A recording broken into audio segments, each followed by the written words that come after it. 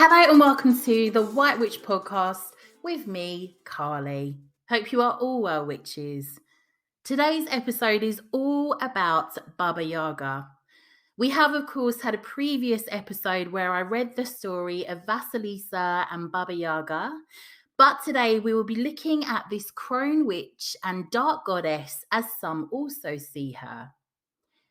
Our book review today is Threadneedle, written by Cari Thomas.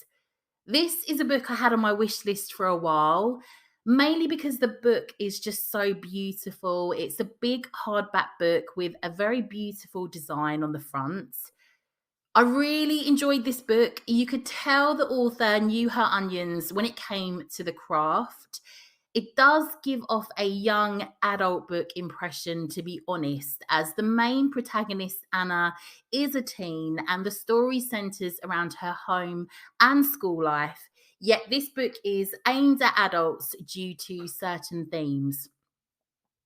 I love that this book is set in London. They referenced different parts of South London, and it was nice for me to, for example, see Brixton High Street, somewhere I spent many a night clubbing back in the day at the Mass and Fridge Bar. And trust me, as a South London girl, I've never seen Brixton as magical and mystical until reading this book. Much love for Brixton, though, as ever. This does for London what Harry Potter does for many parts of the UK in terms of romanticising it. I loved the library scene in this book where there is a secret underground occult section of the British Library. Can you imagine? Like, who's to say that there isn't? That has 7 different floors of floating witchy books. I also loved the witchy shop that they frequent and also one of the magical gardens in the story. Anna, the main character, was okay. She wasn't the strongest protagonist. I happen to prefer a mysterious character in the story called Attis. It was easy to hate the main villain in the story, really hate her. And a couple of scenes where Anna is experiencing, for example, being bound by her aunt, badly treated overall, made me really have to remind myself to breathe as I was so invested in the story. I absolutely would recommend this book, yet there were a couple of points I would raise. I loved most of the book, but it is a long one. I felt it could have been slightly condensed. Certain scenes seemed to be a bit pointless, yet I was still invested. I also wish I could have engaged with the characters more, but then I am comparing this to books such as The Secret History of Witches, The Familiars, The Wicked Deep, and Kingdom of the Wicked, which are some of my fave witchy fiction. This would be a 4 out of 5 for me. I will read you the book's blurb. Anna's aunt has always warned her of the dangers of magic, its twists, its knots, its deadly consequences. Now Anna counts down the days to the ceremony that will bind her magic forever, until she meets Effie and Attis. They open her eyes to a London she never knew existed. A shop that sells memories, a secret library where the librarian feeds off words, a club where revelers lose themselves in a haze of spells. But as she is swept deeper into this world, Anna begins to wonder if her aunt was right all along. Is her magic a gift or a curse? Join me after the break to talk all about Baba Yaga.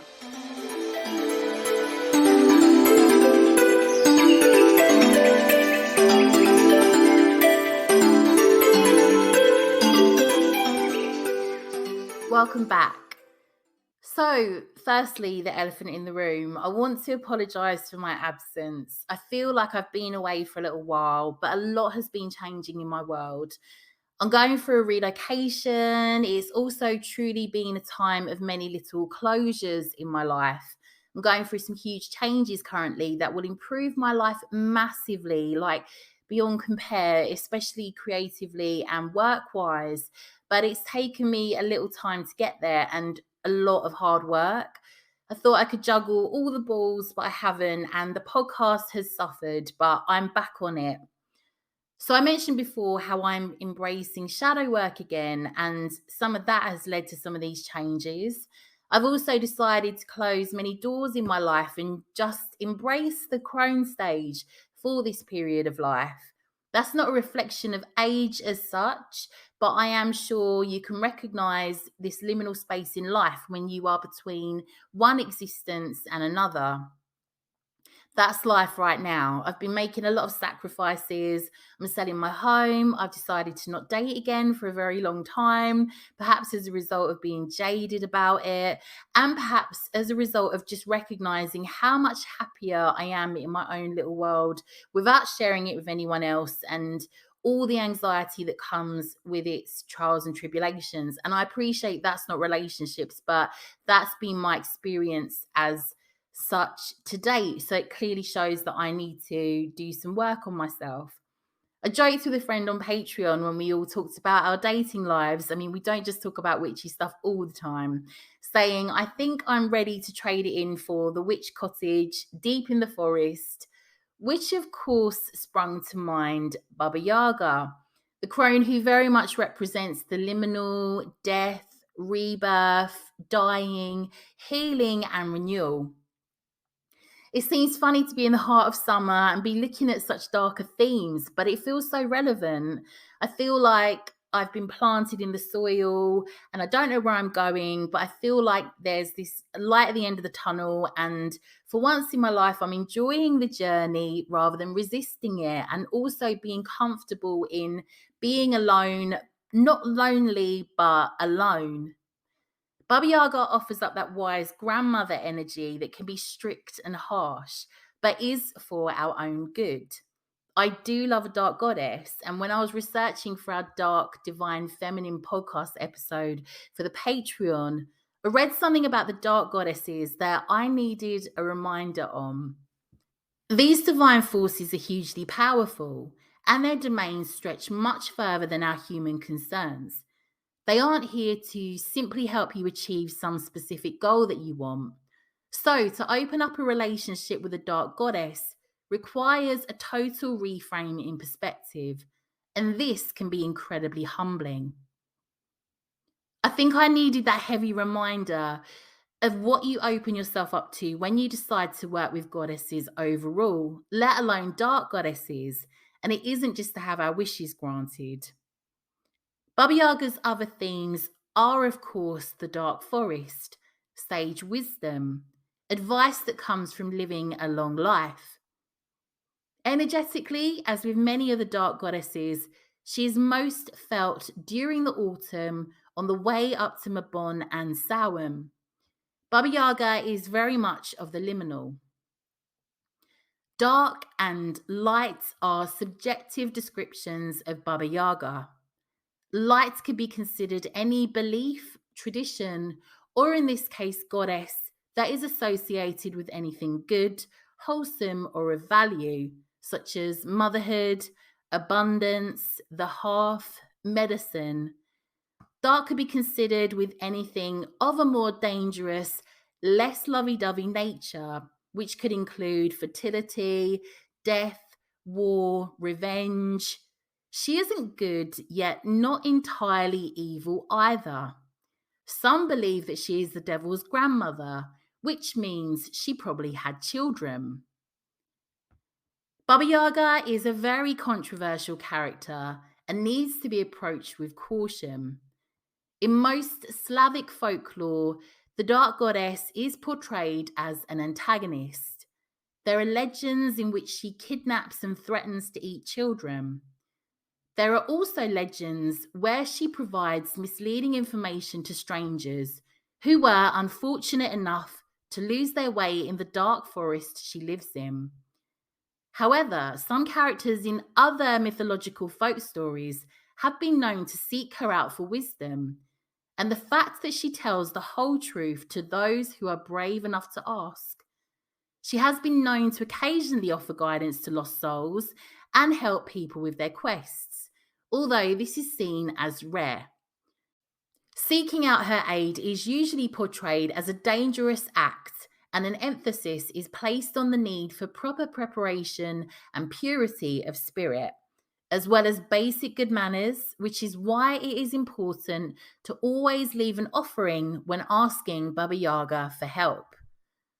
On the website TarotPugs, the writer states of Baba Yaga, she's not quite of this world or the next, and is in between the worlds, a sense of something heavy but sweet in the air of forests and dark nights. The website Magic and Alchemy offers up the following description of Baba Yaga. As you wander through the woods of Russian folktales, you may come to a hut that belongs to the witch of great legend and lore, Baba Yaga. If you were to part the boughs of a great pine tree, pine needles underfoot, you might see the house that stands on chicken legs and the skulls at the gatepost, the skulls filled with soft candlelight. The house continually moves, spinning, and is often filled with her two sisters, who are also named Baba Yaga. Baba Yaga comes to us from Slavic folklore. Her name translates loosely to old woman or grandmother, Baba, and wicked or snake Yaga. Baba Yaga is a character of strangeness and duality. She is both a comforting, wise character and a frightening symbol at the same time. In her duality, Baba Yaga teaches us an important lesson. Identity is not zero-sum. She either assists those that stumble across her path in the deep of the pine forest or attempts to eat them. She is a crone woman who rides a mortar through the forest, which she drives with a pestle, and is often found riding alongside death as they search the forest for newly lost souls. Sometimes she is associated with bringing storms and strong tempests, and sometimes she is associated with the energy of Mother Earth. Her mercurial state infuses each story she steps or flies into. One of the most famous folk tales of Baba Yaga is Baba Yaga and Vasalisa the Beautiful. In this story, Vasalisa lives with her evil stepmother and stepsisters after her mother passes away. She keeps the doll from her mother in her pocket. The doll acts as a source of wisdom and intuition and often guides the girl through her daily chores. The stepmother and stepsisters frequently conspire against the beautiful Vasalisa, and so one day they send her away for fire. They know she will have to go to the hut of Baba Yaga to ask for one of the skull lanterns at her gatepost, and they also know that Baba Yaga is famous for eating her visitors as one eats chickens. Baba Yaga forces Vasalisa through meaningless tasks such as separating grains of rice from wheat kernels, and tells the girl she will not let her go until she does what the old witch says. The doll helps Vasalisa by calling upon the creatures of the woodland to help with the tasks. When Baba Yaga sees that the tasks have been completed, she agrees to give the girl the skull lantern. When she returns, the skull causes a fire, burning the evil stepmother and stepsisters to ashes. As the story goes, Vasalisa ends up marrying the Tsar, and all is well. If you come upon Baba Yaga in the woods, treat her with respect. Her witchcraft is that of legends, as is her special variety of magic. In Old Russian, Baba means midwife, sorceress, and fortune teller. In modern Russian, the word is derived from babushka, which means grandmother, as does the word babcia in Polish. Baba Yaga is seen as the crone witch or the dark goddess archetype. She lives between our world and the underworld, the spirit realm. She lives within the deep forest, within a magical house, of course, set on chicken legs and feet, which can walk and spin through the forest. Often Baba Yaga's house turns around as if to imitate the spinning of the earth. And by speaking a special incantation, the house will come to a stop in one place. The house does not reveal the door until it is told the magical phrase, "Turn your back to the forest, your front to me." It's said that her home cannot be seen by our physical eyes. The myth of Baba Yaga and her ability to straddle both this world and the other world, of course, align her with the Fae. So, Baba Yaga is also associated with the bathhouse, which in Russia resembles a sauna. In some tales, she asks the heroine to stoke the fire in the bathhouse, sometimes with bones for fuel rather than firewood, to bathe her children being frogs, reptiles, and other vermin, or to steam Baba Yaga herself. Many of the tales mention Baba Yaga's stove. Now, the stove is also associated with the womb. The English expression one in the oven or bun in the oven also connects baking with the rising belly of a pregnant woman. Joanna Hubbs writes that the stove is, moreover, a repository of dead souls, the ancestors. Even more than an ordinary peasant stove, Baba Yaga's is a conduit from death to rebirth. So currently, Rachel and I are working on our second book for the Hedge Witches Library, all about the Hedge Witches hearth. And of course, Baba Yaga is included within this book.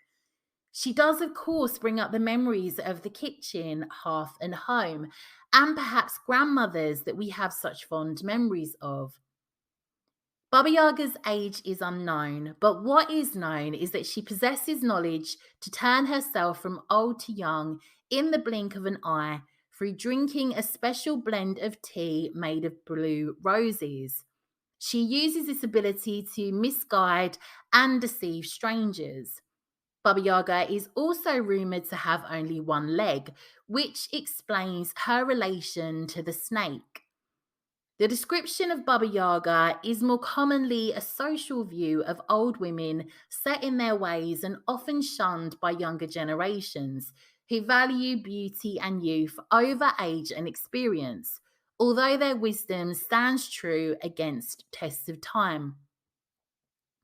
While she is known to roam the skies in her mortar and pestle, wreaking havoc, Baba Yaga also exists within her duality.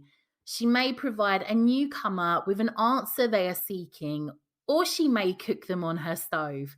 She represents a potent duality between life and death, destruction and renewal, male and female. Like the mushroom, sometimes nourishing and delicious, but also sometimes poisonous, Baba Yaga is an ambiguous presence in the forest. So, when Baba Yaga goes out, she often rides in a mortar, rowing or punting herself along with a pestle, perhaps sweeping her tracks away after her with a broom. Her power lets her travel by means of these everyday housekeeping implements. Much as Western Europeans believe that witches rode on flying brooms, she's said to be announced by the howling of the wind and the creaking of the trees, cackling at the moon while using her broom made out of silver birch to sweep away any trace of her presence behind her. Her mortar and pestle may themselves be magic objects, like the fairy tale flying carpets and invisibility hats, but she never gives or even loans them to other characters. For many centuries, the mortar and pestle were crucial parts of a woman's tool set, used to prepare herbs for cooking or medicine, or to break grain for porridge or baking. So one article I read had a passage from Natalia Clark, who wrote the book Pagan Portals, Baba Yaga, Slavic Earth Goddess, read as follows. She doesn't feel like a grandmother or an old crone with terrifying features. She's a master shapeshifter, and her essence is that of nature itself. She's the changing seasons, the leaves in the forest in the autumn, and a smell of the coming snowstorm. She's footsteps on the ice and a cold mountain brook. She is like the wind as she flies, and in the whooshing sounds of a breeze, she's gone. She's the smoke in the dark, and she can be found in animal bones. She is in the smallest insect and the highest tree, the snake hiding in the undergrowth, elusive, unobtrusive, hardly ever visible, and fiercely private. Her dwelling is her own and on her terms, where everything is just so. It is for no one else to make sense of. This is an excerpt from Women Who Run with the Wolves by Clarissa Pinkola Estes in regards to Baba Yaga. Not so long ago, women were deeply involved in the rhythms of life and death. They inhaled the pungent odour of iron from the fresh blood of childbirth. They washed the cooling bodies of the dead as well. The psyches of modern women, especially those from industrial and technological cultures, are often deprived of these close-up and hands-on, blessed and basic experiences. But there is a way for the novice to fully participate in the sensitive aspects of the life and death cycles. Baba Yaga, the Wild Mother, is the teacher whom we can consult in these matters. She instructs the ordering of the house of the soul. She imbues an alternate order to the ego, one where magic can happen, joy can be done, appetite is intact, things are accomplished with gusto. Baba Yaga is the model for being true to the self. She teaches both death and renewal. Goddess of nature, she owns sun and moon. She is death in the service of life. What needs to die in order for my creativity and my soul to live? So a book that I'm really excited to buy when it comes out is called Baba Yaga's Book of Witchcraft, Slavic Magic from the Witch of the Woods, and it's written by Madame Pamita. I found a wonderful interview she did that gave some other insight into Baba Yaga that helps us understand who she is. Baba Yaga is a pan-Slavic witch. Ethologists and folk ethnographers have discovered the idea of a forest woman or forest grandmother goes back to very, very ancient times when animism was the practice. Even before the pantheon of Slavic gods, we find these spirits and ideas of working with spirit. It's a very animistic culture, which means that the water has a spirit, the earth has a spirit, the sky has a spirit, the moon has a spirit, everything has a spirit. Because the forest mother was wild and unpredictable, Christianity vilified her and made her to be this scary thing. We see this pan-culturally. When hierarchical religions come in, they demonize the spirits and deities of the old religion, or they turn them into saints. A great example of that is the goddess Brigid, who turned into a saint so that she could be co-opted into Catholicism. Sometimes when working with spirits, they can be kind of unpredictable. They're not always universally benevolent, but they're not demons. They're like nature. What is nature? Nature can be so beautiful, so enriching to our lives, but nature needs to be respected and can be dangerous. If you go out in the cold without proper gear, you could freeze or fall off of a cliff. All kinds of things can happen in nature. The forest was an area that you needed to be protected in. You would make offerings to the spirits of the forest before you would go in and work there. Baba Yaga had 1 million names in different regions, and she has different names as the spirit of the forest. Baba Yaga is a tough taskmaster. She will give you what seems like impossible tasks, not to frustrate you, not to thwart you, but to challenge you because she knows you can do it. Working with spirits, you sort of have to have their agreement to work with them. They will often call you to work with them. Really, the best sign is when they call you to work with them and you're like, okay, I guess I'm going to work with you, right? Here we go. You get an inner call, you'll see images, you'll get synchronicities that tell you. We can embody her. She's like the ultimate do not give a fuck woman. She doesn't give a fuck. She would do whatever she wants. She's proud of her wrinkles. She doesn't care if you don't think she's ugly. I love the freedom that her energy gives. There aren't a lot of crone role models out there in society. That is so true. Baba Yaga is fearless. She's a super positive, powerful role model. She'll do whatever she has to do and will get it done and doesn't care what you think. Instead of seeing older women depleted, washed up, shriveled up, we can see them as badass. I hate when I say that, it sounds so cringe. One important thing Madame Pamita also added, which is something I feel you might all be thinking at this point, is the following. One of the things people sometimes ask me is this a closed practice? In my opinion, as a person that's a spokesperson for this is not a closed practice. If this is something you want to experience, you feel called to it, come and participate in it. Everyone is welcome. So, Madame Pamita is a Ukrainian diaspora witch. So, ways to work with the energy of Baba Yaga. When we encounter Baba Yaga in a dream or vision, we are experiencing an encounter with our shadow self.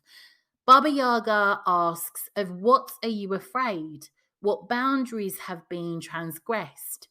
Where are we acting meekly when we desire to be heard? An encounter with Baba Yaga is an encounter with death and rebirth. It is a call to explore our authentic selves, unfettered by conditioned ways of being. When we invoke Baba Yaga, we are walking the path into the depths of the forest, where we may encounter aspects of ourselves that we do not initially like. It is a chance to connect with the untamed, wild nature of our being, to be unconcerned with outward appearances, to let our facades crumble. Baba Yaga reminds us that appearances can be deceiving. She is impolite, unkempt, and uninterested in the opinions of others. Her power resides outside of material conditions, and she reminds us that so too does ours. So, some things that you might want to consider or journal on in regards to Baba Yaga and yourself. What does wildness mean to you? What aspects of yourself are you hiding? What are you afraid to say? What part of yourself has been killed off in order for you to conform to societal norms? Where do you need more Baba Yaga energy? What have you been taught about beauty which is disempowering to you? Another way to work with Baba Yaga, follow your own intuition. The doll in the tale of Vasalisa and Baba Yaga is said to represent intuition and initiation. The doll helps Vasalisa navigate her time with the witch Baba Yaga. This story can teach us to listen to our inherent wisdom as we develop our magical practice. Connect with your crone. Baba Yaga, in her age and wisdom, teaches us to connect to our inner crone. So you might want to do automatic writing perhaps around the archetype of the crone. Meditate on your own inner crone and think about how to work with the crone in your own life.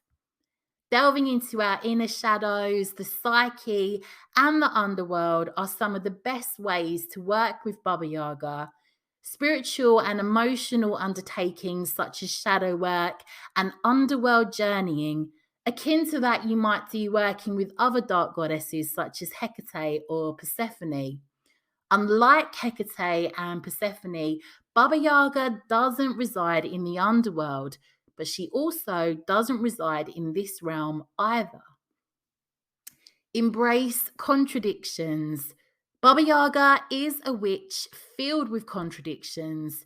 How can you embrace your own contradictions? How can you learn to allow yourself to be a being of duality? Perhaps both wise and caring, but also a tempest in your own right.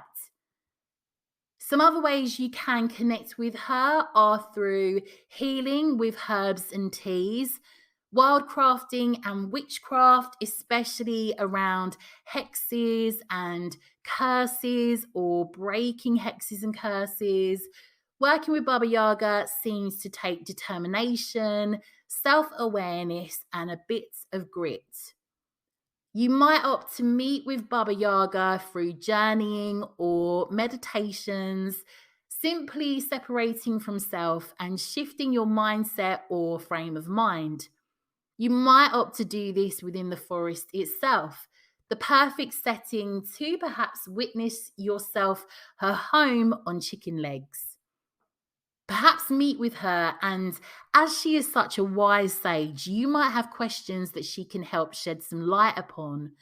Answers that the true wise crone who has ample life experience can offer up answers to that would likely be very different to how you view things. Some food for thought. The dark goddess can be found in between of the two worlds, and the only way of visiting or contacting her is through meditation or journeying and perhaps tarot cards. By separating oneself from your surroundings, you may seek out Baba Yaga and ask her a question. However, just like in the story of Vasalisa, perhaps it is wise to stick to one question at a time. Perhaps set the scene before you meditate or journey by burning some woody scents such as cedar, pine, or sandalwood. Also, you may want to use a protection charm or amulet or protective crystals such as obsidian, black tourmaline, smoky quartz, or jet. After all, you are entering a space between the physical and spirit world. So, contacting Baba Yaga through tarot cards. So begin each tarot reading with an offering on your altar to Baba Yaga. Guidance and wisdom shared by Baba Yaga are interpreted with the help of the cards. Shuffle your cards and pick 2 cards. These 2 cards are the answer to what kind of healing you need at this time and how can you begin to take steps to heal yourself. This time, pick only 1 card. These are the words of advice, wisdom, or guidance you need to hear at this time. Pick another card.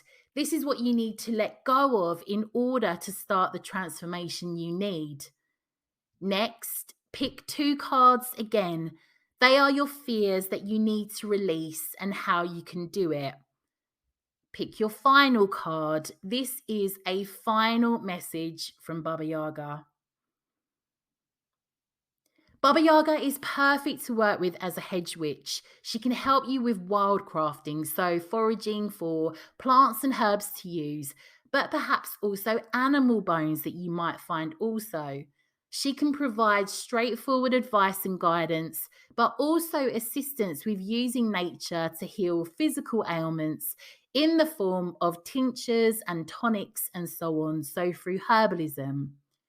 Baba Yaga is great to work with if you work with folk magic. Items that you have found in nature, especially the woods. You might ask Baba Yaga to assist you in your craft and help you improve your skills and knowledge with herbs and healing through their use. She's said to be great to go to for healing herbalism related to easing discomfort and for minor ailments such as stomach upsets, minor colds, seasonal allergies, rashes, hives, and headaches. Ask Baba Yaga for the right herb to help you within a tonic or spell. She can guide you, but be sure to look up the herb for safety's sake and also to check any potential side effects. Working with Baba Yaga, some witches use herbs such as from the nightshade family. Some of these in small doses can be fine if you know what you're doing. Of course, use extreme caution and research. I'm not by any means encouraging you to do this, but this is something that some witches do. It's said that you must provide offerings to Baba Yaga every time you consult her for advice or guidance, or you connect or work with her. If you are Russian, Ukrainian, Polish, or speak any other Slovakian language, it's nice to say thank you to her in these languages, or perhaps learn the words if you can.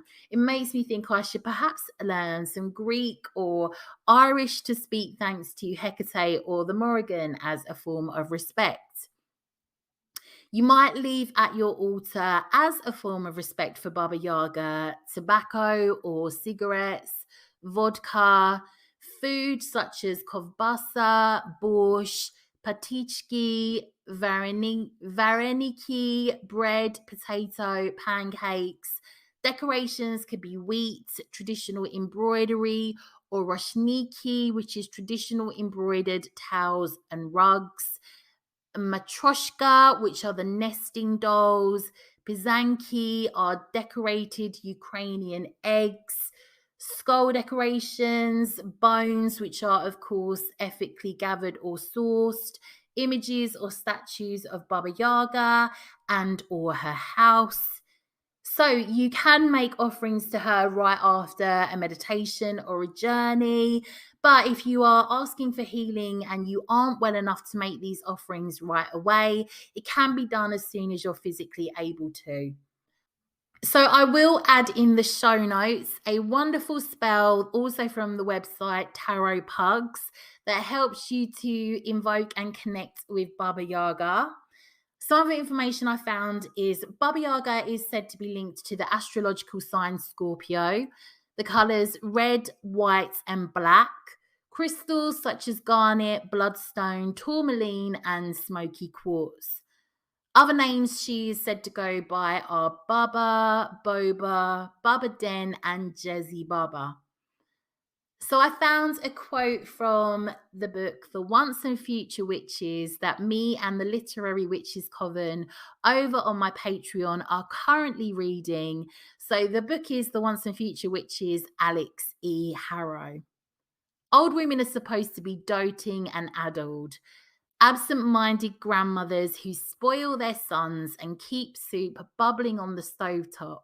But the crone is none of those things. She's the canny one, the knowing one, the too wise witch who knows the words to every curse and the ingredients for every poison. She is Baba Yaga and Black Anna.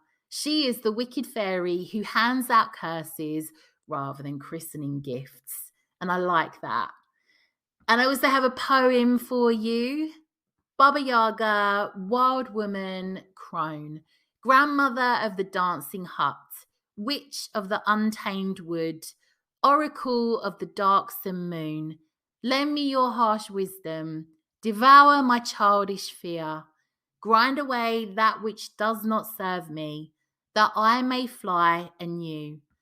Atop the clouds in your mortar, your pestle my oar and sword. And that's by Gouda Craft. I think that's correct. Thank you so much for joining me today. That is all I have on Baba Yaga. If you like this content, if you would like some more, you may want to sign up to the White Witch Coven, my Patreon. I'll put some details in the show notes. I will catch up with you all soon, witches. Have a great week. Lots and lots of witchy love.